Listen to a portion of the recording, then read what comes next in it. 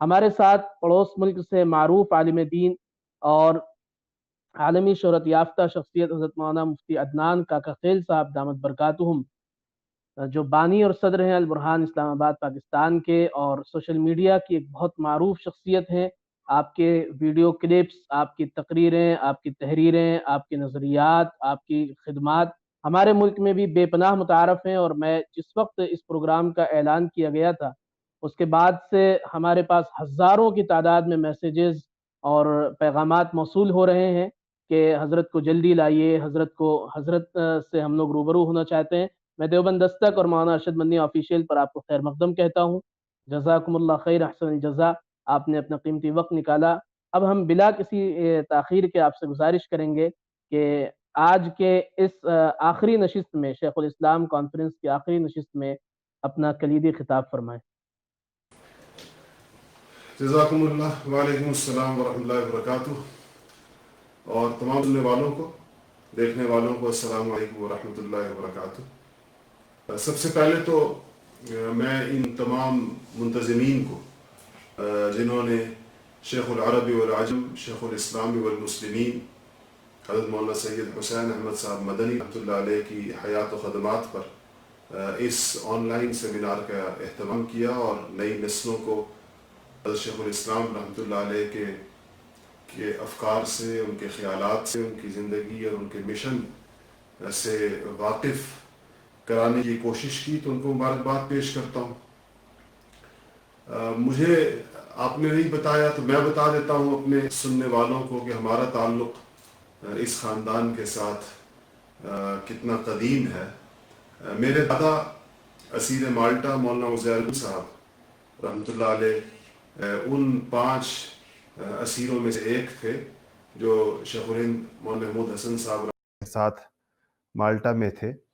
اور اس نسبت سے ہمارا اس گھرانے کے ساتھ پون صدی کا یا اس سے بھی زیادہ ایک بڑا لازوال رشتہ ہے، جو الحمدللہ آج تک قائم ہے، اور اللہ تعالیٰ اس کو ہمیشہ قائم رکھے اور آخرت کے اندر بھی ہمیں اس کی برکات سے مستفید فرمائے۔ تو حضرت مدنی رحمۃ اللہ علیہ کے بارے میں ایک تو وہ چیزیں ہیں جو کتابوں میں لکھی گئی ہیں، حضرت کی سوانح عمریاں لکھی گئی ہیں، الجمیہ کا شیخ الاسلام نمبر اسی زمانے میں شائع ہوا تھا حضرت کی وفات کے کچھ عرصے کے بعد۔ کچھ باتیں وہ ہیں جو ان خاندانوں میں سینہ بسینہ چل رہی ہیں جن گھرانوں کا حضرت مدنی رحمۃ اللہ علیہ کے ساتھ براہ راست تعلق تھا۔ اپنے خاندان کی بات زیادہ کرنے سے خود ستائی کا اندیشہ ہوتا ہے، لیکن تاریخی ریکارڈ درست رکھنے کے لیے میں عرض کروں کہ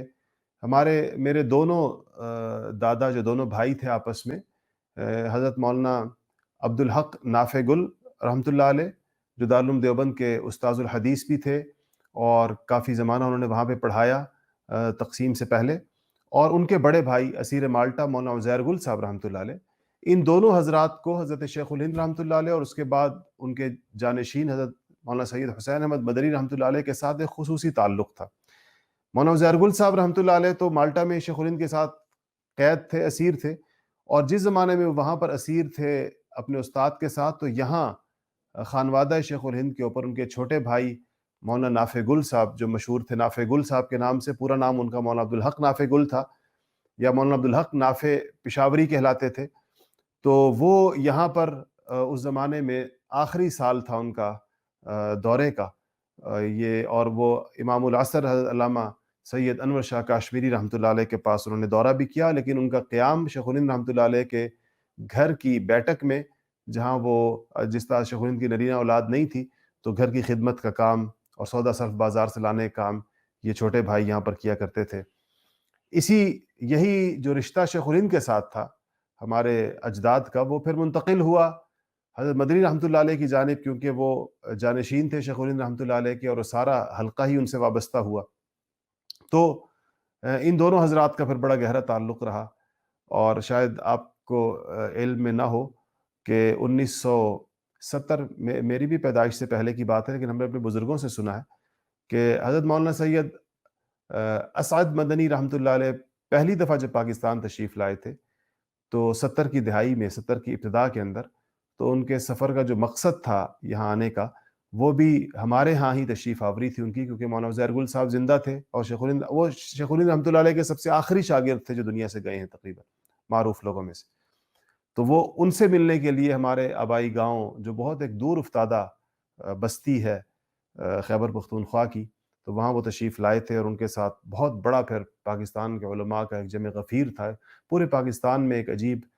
وہ تھی، عید کا سما تھا. شاید حضرت مولانا زاہد الراشدی صاحب دام برکاتہم کو یاد ہو، اور یہ خود بھی موجود ہوں اس میں. تو وہ سب پھر بہت بڑا ایک جمع غفیر آیا تھا. تو ہمیں اس لحاظ سے کہنے کا ساری داستان سرائی کا مقصد یہ تھا کہ الحمدللہ اپنے خاندان میں بہت سی باتیں سینہ بسینہ سنی. اپنے والد ماجد حضرت مولانا عبداللہ کاکا خیل صاحب رحمۃ اللہ علیہ سے میں نے یہ بات بارہا سنی، جو فرمایا کرتے تھے کہ جو لوگ حضرت مدنی رحمۃ اللہ علیہ کو جانتے تھے صحیح معنوں کے اندر، اور جن کو زیادہ وقت ملا حضرت مدنی کے ساتھ، انہوں نے حضرت مدنی رحمۃ اللہ علیہ کے بارے میں کچھ لکھا نہیں. اور یہ دوسرا جملہ کہتے ہوئے مجھے کچھ ہچکچاہٹ بھی ہو رہی ہے، لیکن بہرحال چونکہ ایک روایت ہے تو کر دوں. ان کا جنہوں نے لکھا وہ صحیح جانتے نہیں تھے، یعنی جو کچھ حضرت کے بارے میں لکھا گیا یہ ناکافی ہے، اور اصل لوگ جن کو اس پر قلم اٹھانا چاہیے تھا، جن کی صحیح معنوں میں حضرت کے سامنے کی زندگی جن کے سامنے تھی، انہوں نے اس پر کچھ تحریر نہیں کیا. والد صاحب یہ بات اپنے حوالے سے نہیں کیا کرتے تھے. اب مجھے یہ بھول گیا کہ یہ بات وہ مولانا یوسف بنوری رحمۃ اللہ علیہ کے حوالے سے کرتے تھے، یا اپنے والد مولانا نافع گل صاحب رحمۃ اللہ علیہ کے حوالے سے کرتے تھے. کسی ایسی شخصیت سے روایت کرتے تھے جن کو حضرت مدنی رحمۃ اللہ علیہ کو بہت قریب سے دیکھنے کا موقع ملا تھا. دوسری بات جو ہم سنا کرتے تھے، میں اس کو بھی ایک امانت سمجھ کر نقل کر دوں، کہ والد صاحب فرمایا کرتے تھے کہ حضرت مدنی رحمۃ اللہ علیہ کے انتقال کے اوپر یہ سوال اٹھا 1957 میں جب حضرت کا انتقال ہوا، کہ شیخ الاسلام حضرت مولانا سید حسین احمد مدنی رحمۃ اللہ علیہ کے انتقال سے، دنیا سے رحلت فرمانے سے، دین کے کس شعبے کا سب سے زیادہ نقصان ہوا ہے. کیونکہ حضرت کی شخصیت کا سب سے اہم اور نمایاں اور ممتاز گوشہ حضرت کی جامعیت تھی، غیر معمولی جامعیت. اب آپ دیکھیں نا، ایک ہی شخص مسند تدریس پر ہی ہے، مسند مشیخت اور تصوف، جہاد، سیاست، خدمت خلق، تصنیف و تالیف، ایک ہی وقت کے اندر، اور ایک ہی شخصیت اتنے متنوع میدانوں کے اندر، اتنی ڈائیورس قسم کی خدمات دین کی اللہ جل شانہ ان سے لے رہے ہیں. پورے بر صغیر میں اس جامعیت کا حامل ان کے پورے زمانے کے اندر بھی، اور ان کے بعد آج تک کوئی اور شخصیت پیدا نہیں ہو سکی اس پورے 100 سال کے عرصے کے اندر. اگر حضرت شیخ الہند رحمۃ اللہ علیہ کی وفات 1920 کی، جس کو ابھی 100 سال پورے ہوئے عیسوی حساب سے، تو اگر آپ یہ 2020 تو 1920 میں آپ مسند شیخ الہند پر حضرت مدنی رحمۃ اللہ علیہ کو بطور جانشین دیکھتے ہیں، تو یہ 100 سال پورے ہو جاتے ہیں. یعنی مسند شیخ الہند پر حضرت مدنی کی جانشینی سے لے کر آج تک یہ پورے 100 برس ہیں. اس 100 برس میں آپ کو کوئی اور شخصیت اس جامعیت کی حامل نظر نہیں آتی جو تدریس کے اندر حضرت جیسا ملکہ رکھتی ہو، تصوف اور سلوک کے اندر تزکیہ و احسان کی لائن میں اللہ جل شانہ نے ان کے ذریعے سے ایسے ہزاروں لاکھوں لوگوں کی زندگیاں پلٹی ہوں، سینکڑوں خلفاء چھوڑے ہوں. جہاد ان کا قید و بند، صعوبتیں، آزادی کی تحریک، اور انگریز سامراج سے اس بر صغیر کو چھڑانے کی محنت، اور اس میں قید و بند کی صعوبتیں کیسے وہ سب جہاد سمجھ کر، اور جہاد ہی تھا بہت بڑا. پھر سیاست جو ظاہر بات ہے اس کا ایک جز ہے، خدمت خلق جو حضرت کے ہاں چلتی رہی ہمیشہ، اور اس پہ تو اس پر سوال یہ تھا کہ حضرت مدنی رحمۃ اللہ علیہ کے انتقال سے اس دین کے شعبوں میں سے کس شعبے میں سب سے زیادہ نقصان ہوا، یعنی اس شعبے میں ان کی شخصیت کی تلافی ممکن نہیں ہے، ان جیسا دوسرا بندہ ممکن نہیں. تو والد صاحب رحمۃ اللہ علیہ فرمایا کرتے تھے کہ ان کے والد نے کہا، مولانا نافع گل صاحب رحمۃ اللہ علیہ، کہ دارالعلوم دیوبند کو مدرس بھی مل جائیں گے، اور ہندوستان کو، بر صغیر کو شیوخ بھی مل جائیں گے، اور سیاستدان بھی مل جائیں گے، خدمت خلق کرنے والے بھی مل جائیں گے، لیکن حضرت مدنی رحمۃ اللہ علیہ کے انتقال سے سب سے بڑا نقصان اخلاق نبوت کے شعبے کا ہوا. پیغمبرانہ اخلاق کا ایسا کوئی شخص بر صغیر میں اور کوئی موجود نہیں ہے کہ جس کو دیکھ کر لوگوں کو یہ پتہ چلے کہ انبیاء علیہ الصلوۃ والسلام کے اخلاق ایسے ہوتے تھے. اور یہ اخلاق اپنے وسیع مفہوم کے اندر، اردو کے معنوں میں نہیں، بلکہ جب ہم اخلاق کو دین کا ایک شعبہ قرار دیتے ہیں جس طرح، اور اس کے تحت جتنی تمام ایمانی صفات اور اوصاف آتے ہیں، اس معنوں میں اخلاق کا سب سے بڑا نقصان اخلاق نبوت کے شعبے کا ہوا یا پیغمبرانہ اخلاق کا حامل کوئی اور شخص ایسا نہیں رہا. یہ بڑی گہری بات ہے، اور اہل علم اس پہ جتنا غور کریں گے تو ان کے اوپر اس کی پرتیں کھلیں گی، کتنی یہ اہم ترین بات ہے. اور اس معاملے میں آپ کو ایک آج عجیب بات بتاؤں جو شاید آپ نے آج سے پہلے کسی نے نہ سنی ہو. اسیر مالٹا مولانا عزیر گل صاحب رحمۃ اللہ علیہ کی اہلیہ انگریز تھی، اور وہ ان کے نکاح کا قصہ آپ نے پتہ نہیں سنا یا نہیں سنا، لیکن اس میں آپ کو ایک اور گواہی اور شہادت ایک ایسے بندے کی دینا چاہتا ہوں جس کا نام بر صغیر کے صف اول کے مشاہیر میں لیا جاتا ہے. یہ خاتون جو برطانیہ کی شاہی خاندان سے تعلق رکھتی تھی، وہ ہندوستان آئی تھی تقسیم سے پہلے اسی علاقے میں، اور یہاں وہ حق کی تلاش میں تھیں. اور قصے کو میں مختصر کر رہا ہوں. تو وہ چلتے چلتے گاندھی جی کے آشرم میں بھی رہیں، ہندو مت کو دیکھا، بدھ مت کو دیکھا، اور مذاہب کو دیکھا، اور وہ بالآخر اسلام کے دامن تک پہنچی، حلقہ بگوش اسلام ہوئی. اور پھر اسلام جب لے آئیں تو مولانا سید سلیمان ندوی رحمۃ اللہ علیہ سے بھی ان کی مکاتبت اور مراسلت ہوئی، اور بالآخر وہ علامہ اقبال تک پہنچی جو شاعر مشرق کہلاتے ہیں. تو علامہ اقبال کے ہاتھ پر وہ اثر نو مسلمان ہوئی باقاعدہ، اور انہوں نے کہا ان سے، اپنے جذبے کا اظہار کیا کہ میں صحیح معنوں میں علم دین حاصل کرنا چاہتی ہوں، صحیح اسلام کو صحیح معنوں میں پڑھنا، دیکھنا اور پرکھنا چاہتی ہوں. تو علامہ اقبال کی یہ دیانت تھی کہ انہوں نے ان سے کہا کہ بی بی میں ایک بہت اچھا نظریاتی مسلمان تو ضرور ہوں، لیکن میں کوئی بہت اچھا عملی مسلمان نہیں. میری عملی حالت ایسی نہیں کہ میں آپ کو یہ کہہ سکوں کہ بس مجھے دیکھ لو مسلمان ایسے ہوتے. اگر آپ نے اس عصر کا سب سے اچھا عملی مسلمان دیکھنا ہے تو آپ دیوبند حضرت مولانا سید حسین احمد صاحب مدنی رحمۃ اللہ علیہ کے پاس چلی جائیں. اور یہ علامہ اقبال کی ریکمنڈیشن پر، علامہ اقبال کے کہنے کے اوپر وہ دیوبند تشریف لائی تھی ہماری دادی صاحبہ، اور حضرت مدنی رحمۃ اللہ علیہ سے انہوں نے آ کر کہا. وہ ان کی سوانح عمری ابھی چھپی ہے پاکستان کے اندر. مختصر سا ایک مضمون ہے جو الفرقان میں مولانا منظور نعمانی صاحب نے چھاپا تھا، جو ان کا رسالہ الفرقان کے نام سے نکلتا تھا تقسیم سے پہلے، اور پھر اس کا اردو ترجمہ چھاپا تھا. انگریزی کے اندر وہ مختصر سا مضمون ہے قرآن دا بیلنسڈ وے کے نام سے. تو وہ ابھی پاکستان میں دوبارہ چھپا ہے، 35-40 صفحات پر ایک مضمون ہے. اس میں بھی انہوں نے اپنے اسلام لانے کی داستان اور چیزوں کو کچھ لکھا ہے. تو پھر وہ حضرت مدنی رحمۃ اللہ علیہ کے پاس آئیں، اور وہاں پر انہوں نے کہا کہ میں دوبارہ آپ کے ہاتھ پر اسلام قبول کرنا چاہتی ہوں. ان کے ذہن کے اندر چونکہ عیسائیت سے آئی تھی، ان کے ذہن کے اندر وہ پوپ کا تصور تھا، اور علامہ اقبال کے الفاظ سے وہ یہ سمجھی کہ شاید یہ مسلمانوں میں جو درجہ پوپ کا، عیسائیوں میں جو درجہ پوپ کا ہوتا ہے، شاید یہ مسلمانوں کے اس درجے کے پیشوا ہیں. تو وہاں تو چونکہ عیسائیت قبول کرنا پادریوں اور فادرز کے پاس جا کر اور ان کے سامنے اقرار جرم کر کے، ایک اپنی ترتیب ہے ان کی، اپنے گناہوں کا اعتراف کر کے، وہ اس قسم کا کوئی تصور یہاں رکھ رہی تھی. تو وہ فرمایا کرتی تھی ہماری دادی صاحبہ کہ حضرت مدنی رحمۃ اللہ علیہ نے جو الفاظ کہے وہ میرے دل میں ایسے کھب گئے، اور میں حیران رہ گئی کہ یہ کیسا عجیب اور کتنا زبردست دین ہے. حضرت مدنی رحمۃ اللہ علیہ نے ان سے کہا کہ بی بی آپ مجھ سے اچھی مسلمان ہیں، اس لیے کہ آپ ابھی اسلام لائی ہیں، اور آپ کے اسلام لاتے ہی آپ کے پچھلے تمام گناہ ختم ہو گئے. میں تو ایک بہت گناہ گار مسلمان ہوں.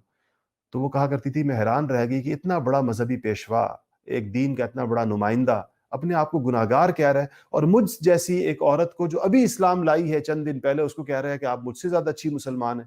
تو اس طریقے کے ساتھ ان کو اللہ پاک نے بڑا اسلام سے تعلق نصیب کیا ہماری دادی صاحبہ کو. اور حضرت مدنی رحمۃ اللہ علیہ کے مشورے پر ہی ہمارے دادا مولانا عزیر گل صاحب کی اہلیہ جو تھی وہ شیخ الہند رحمۃ اللہ علیہ کی نواسی تھی، بھانجی کی بیٹی تھی، اور ان کا انتقال ہو گیا تھا. اس لیے، اور 3-4 بچے، 4 بچے چھوٹے چھوٹے انہوں نے چھوڑے تھے. تو حضرت مدنی رحمۃ اللہ علیہ نے پھر ان خاتون نے کہا کہ میں کسی عالم سے نکاح کرنا چاہتی ہوں. انہوں نے پہلے حضرت مدنی کو پیشکش کی تھی کہ میں آپ سے نکاح کرنا چاہتی ہوں. حضرت مدنی نے فرمایا کہ میرے تو چھوٹے چھوٹے بچے ہیں، میرا خیال ہے کہ مولانا ارشد صاحب دامت برکاتہم اس زمانے کے اندر، وہ تو ان کی پیدائش ہی نہیں ہوئی تھی، اور کیونکہ یہ بات ہوگی سن 1900، میرا اندازہ یہ ہے کہ شاید 40 کی یا شاید اس سے بھی پہلے کی. تو اس کے بعد جو ہے وہ انہوں نے کہا کہ مولانا عزیر گل صاحب کی اہلیہ کا انتقال ہوا ہے، اور ان کو ایک ایسی سمجھدار بڑی عمر کی خاتون کی ضرورت ہے جو ان کے بچے سنبھال سکے، تو آپ ان سے نکاح کر لیں. پھر نکاح ہوا، اور اس خاتون نے حضرت شیخ الہند رحمۃ اللہ علیہ کا جو ترجمہ ہے قرآن پاک کا، اس کا انگریزی ترجمہ بھی کیا ہے، اور وہ ابھی تک چھپ نہیں سکا. ہماری نالائقی ہے، لیکن انشاءاللہ ارادہ ہے کہ اس کو چھاپا جائے، اس انگریزی ترجمے کو. تو عرض میں یہ کر رہا تھا کہ اخلاق نبوت بہت بڑی چیز ہے اور اس کا بہت بڑا بحران ہے. حضرت مدنی رحمۃ اللہ علیہ کو اللہ جل شانہ نے اس کے جس درجے پر فائز کیا تھا وہ چیز آج ہمارے طبقے کے اندر بہت زیادہ مفقود ہے. اس کا ایک بحران ہے ہمیں درپیش ہے. دوسری چیز جس کی جیسے آپ نے فرمایا تھا کہ بر صغیر پر حضرت مدنی رحمۃ اللہ علیہ کے نقوش اور اثرات پر گفتگو کی جائے، تو یہ جو حضرت مدنی رحمۃ اللہ علیہ کی جامعیت ہے، اسی جامعیت کا یہ نتیجہ ہے جہاں جہاں ان کے تلامذہ موجود ہیں. ہمارے ہاں پاکستان میں اب گنے چنے شاید ایک یا دو لوگ ایسے بچ گئے ہوں گے جن کو براہ راست حضرت مدنی رحمۃ اللہ علیہ سے تلمذ ہے، اور اس سلسلے کی تمام شخصیات اس پچھلے 2-3-4 سالوں میں تیزی سے اللہ کو پیاری ہو گئیں. لیکن یہاں یہ ایک بہت بڑی نسبت ہے. تلمیذ حضرت مدنی کا لفظ جس کے نام کے ساتھ لگ جائے تو ان کو جو مقام ایک مقتدائیت اور پیشوائیت کا ملتا ہے یہاں، اور جو ان کا عزت اور احترام ہوتا ہے، اس کا تصور بھی کرنا مشکل ہے کہ کتنا اللہ جل شانہ نے. تو حضرت مدنی رحمۃ اللہ علیہ کی یہ جو جامعیت تھی، اس کی اگر آپ دیکھیں گے تو اس کے اثرات آپ کم سے کم ان 3 ملکوں پر، ہندوستان، پاکستان اور بنگلہ دیش کے اوپر بہت غیر معمولی طور پر محسوس کریں گے. اور یہ جو آج آپ کو علماء فعال نظر آتے ہیں اور خانقاہوں سے اور مدرسوں سے باہر نکل کر معاشرے میں کام کرتے ہوئے نظر آتے ہیں، سیاست میں حصہ لیتے ہوئے نظر آتے ہیں، خدمت خلق کے میدانوں میں نظر آتے ہیں اور ایک معاشرے کا فعال حصہ نظر آتے ہیں، تو یہ در حقیقت وہ فکر شیخ الہند تھی اور یہ در حقیقت وہ فکر حضرت مدنی رحمۃ اللہ علیہ تھی، جس کا یہ نتیجہ ہے کہ الحمدللہ آج تینوں ملکوں کے اندر علماء کرام کا ایک فعال کردار معاشرے میں آپ کو نظر آتا ہے. یہ اسوہ اگر یہ حضرات اپنے سامنے قائم کر کے نہ جاتے اور اپنی درسگاہوں اور خانقاہوں تک محدود ہو جاتے، اس کے علاوہ کوئی اور ان کے سامنے میدان نہ ہوتا، تو شاید ان تینوں ملکوں کے اندر دین کی حالت جو ہے وہ بہت زیادہ پتلی ہوتی اور دین کا ایک کامل اور جامع تصور لوگوں کے سامنے نہ ہوتا. لوگوں کا خیال یہی ہوتا کہ اسلام شاید کسی ایک شعبے کا نام ہے، جس طرح بہت سے بڑی قداور شخصیات بر صغیر کی، بڑے بڑے بڑے نام، بڑے بڑے حضرات، لیکن انہوں نے ایک شعبے کے اندر کام کیا تو ان کے پھر مقتدیوں میں اور ان کے حلقے میں اور ان کے جاننے والوں میں پھر اسی شعبے کی اہمیت اجاگر ہوئی، لوگ اسی کی طرف نکلے. حضرت مدنی رحمۃ اللہ علیہ کا سب سے بڑا کمال اور ان کی سب سے بڑا وصف یہ تھا کہ انہوں نے جس جامعیت کے ساتھ تمام شعبوں کے اندر کام کیا، اس کے نتیجے کے اندر ایک اسوہ سامنے آیا. لوگوں کا ذہن کم سے کم یہ واضح ہوا کہ نبوت محمدی کا سکوپ کتنا وسیع ہے. نبی کریم صلی اللہ علیہ وسلم کی لائی ہوئی نبوت زندگی کے تمام شعبوں پر محیط ہے اور تمام شعبوں کو رہنمائی فراہم کرتی ہے اور تمام شعبوں کی قیادت اس کے پاس ہے، اور وحی کی تعلیمات تمام شعبوں کی قیادت کرنے کی اہلیت رکھتی ہیں اور صلاحیت رکھتی ہیں اور احق ہیں، اور انہی کو یہ زیب دیتا ہے. یہ بات فلسفے کے طور پر پیش کرنا، یہ بات بیانات کی حد تک پیش کرنا، یہ بات تصانیف کی حد تک پیش کرنا تو آسان ہے، عملاً اس میدان کے اندر ثابت کرنا یہ شیخ العرب والعجم، شیخ الاسلام والمسلمین، مقتدانا و مولانا حضرت مولانا سید حسین احمد صاحب مدنی رحمۃ اللہ علیہ کا اتنا بڑا کمال تھا کہ اس پر قیامت تک آنے والے مسلمانوں کی گردنیں ان کے احسان سے جھکی رہیں گی اور ان کی شخصیت کا اعتراف کیا جاتا رہے گا. اور یہ بات چاہے بے شک بعض لوگوں کو شاخ گزرتی ہے، کوئی اس کو شخصیت پرستی کہتا ہے، کوئی اس کو اکابر کی رٹ لگانا کہتا ہے، کوئی اور تانے کسنے والے اور اس کے اوپر پھپتیاں کسنے والے لوگ بہت ہیں، لیکن اس سب کے باوجود ہم اس کو امانت سمجھتے ہیں کہ اگلی نسلوں کے سامنے قریب کے زمانے کے، دیکھیں حضرات صحابہ کرام رضوان اللہ تعالیٰ علیہم اجمعین روشن چراغ ہیں قیامت تک صبح کے لیے، ہدایت کے چراغ ہیں. ان کے واقعات ہمارے لیے مشعل راہ ہیں، اس کو ہمیشہ بیان کرتے ہیں. لیکن عام طور پر ایک آدمی کے ذہن میں آتا ہے کہ وہ زمانہ بہت دور ہو گیا، 1400 سال پہلے شاید یہ چیزیں ممکن تھی، آج شاید ممکن نہ ہو. ہم جو اپنے قریب کے زمانے کے اکابر کا تذکرہ کرتے ہیں، ان کی زندگی اور ان کی حیات و خدمات کو پیش کرتے ہیں اور ان کے اسوہ کو اور ان کے طرز عمل کو لوگوں کے سامنے لانا چاہتے ہیں اور اس کو اگلی نسلوں کی امانت سمجھتے ہیں، اس کی وجہ بنیادی یہ ہے کہ ہم لوگوں کے ذہنوں سے یہ غلط فہمی دور کرنا چاہتے ہیں کہ اس دور کے اندر نبوت کے جامع پیغام کے اوپر عمل کرنا ممکن نہیں رہا. العیاذ باللہ کہ لوگوں کے ذہنوں کے اندر اسلام ایک اپاہج دین کی طرح آ رہا ہے اور اس کی صرف چند شعبوں کو لے کر اس کو دین سمجھا جا رہا ہے، ایک جز کو کل سمجھا جا رہا ہے. تو ایسے وقت کے اندر ان شخصیات کی شخصیت اور ان کے پیغام کو سامنے لانے کی ضرورت ہے اور نئی نسلوں کو دکھانے کی ضرورت ہے اور بتانے کی ضرورت ہے جنہوں نے پورے دین کے اوپر عمل کر کے دکھایا، کامل دین کے اوپر، اور جن کی زندگی کے اندر جرت کی. آج مسلمانوں کے اندر اسی چیز کی کمی ہے، اور مسلمان ہر جگہ پر آپ دیکھیں تو وہ پیچھے ہٹتے ہٹتے دیوار سے لگ رہے ہیں. اس لیے ان لوگوں کی جنہوں نے قید و بند کی پرواہ کیے بغیر، جنہوں نے لا یخافون لومۃ لائم کلمہ حق بلند کیا اور ہر قیمت کے اوپر اسلام کے دفاع کا اور اسلام کی عملی مثالیں پیش کی، ان کی شخصیات اور ان کے خدمات اور ان کا کام مشعل راہ ہے. اس مشعل کو ہمیں جلائے رکھنا ہے. آپ نے بڑا یہ اچھا کام کیا کہ آپ نے ماشاءاللہ 3 روزہ سیمینار کیا. یہ باتیں بہت سے لوگ تو براہ راست سن لیتے ہیں، لیکن یہ چیزیں ریکارڈ کا حصہ بن جاتی ہیں اور سال ہر سال تک لوگ اس سے مستفید ہوتے رہتے ہیں. تو میں نوجوان علماء سے خاص طور پہ عرض کروں گا کہ اپنے ان بزرگوں کی زندگیوں کو نت نئے طریقوں کے ساتھ، نوجوان نسل جس طریقے کے ساتھ سننا چاہتی ہے، دیکھنا چاہتی ہے، سمجھنا چاہتی ہے، اس پہ ڈاکومنٹریز بن سکتی ہیں، اس پہ نئے طریقوں کے ساتھ گفتگو ہو سکتی ہے. اس کو ضرور سامنے لائیں تاکہ لوگوں کے سامنے ایک عملی مثال موجود ہو. میں نے جس عرض کیا کہ باتوں کا اثر، کلام کا اثر، بیان کا اثر، تقریر و تصنیف کا اثر محدود ہوتا ہے، لیکن جیتی جاگتی شخصیت کا جو گزری ہو یا موجود ہو، جس کا ایک واقعی وجود رہا ہو، اس کا اثر بہت دیرپا ہوتا ہے اور دل و دماغ کے اوپر چھایا رہتا ہے. اللہ جل شانہ حضرت مولانا سید ارشد مدنی صاحب دامت برکاتہم کی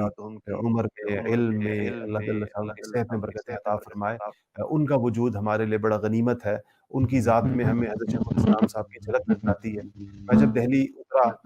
اور میں میرے استاد ہیں بخاری شریف میں ان سے پڑھی، حضرت مولانا ڈاکٹر عبدالرزاق سکندر صاحب دامت برکاتہم پاکستان میں وفاق المدارس کے صدر بھی ہیں، پاکستان کے 30,000 مدرسوں کی صدارت ان کے پاس ہے. تو ہم دونوں اکٹھے بائیر گئے تھے. باقی ہمارا جو قافلہ تھا علماء کا وہ بائی روڈ لاہور سے گیا تھا. ہم جب دہلی اترے تو حضرت مولانا سید ارشد مدنی صاحب دامت برکاتہم کی فیاضانہ میزبانی سے ہم وہاں مستفید ہوئے اور حضرت اپنے ساتھی میں لے کے دیوبند گئے، اور وہ سارا سفر اور اس کی باتیں آج بھی اس سفر کی یاد آتی ہیں. اور پھر مولانا اسد مدنی صاحب دامت برکاتہم کا بنات کا مدرسہ جہاں رات کو انہوں نے، چونکہ وہ خالی ہو جاتا ہے، بچیاں گھروں کو چلی جاتی ہیں، تو وہاں انہوں نے ایک ضیافت کا اہتمام کیا تھا تمام علماء کے لیے، مہمانوں کے لیے. اور وہ اس موقع پر ہم نے حضرت شیخ الاسلام رحمۃ اللہ علیہ کی